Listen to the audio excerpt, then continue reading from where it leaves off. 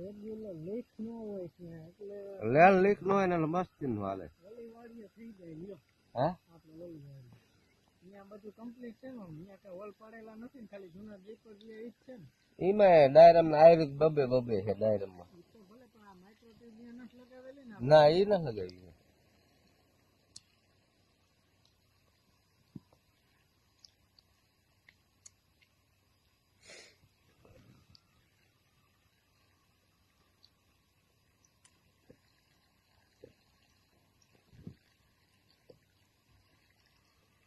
અત્યારે micro tube હેરથી નથી બધું લીક છે.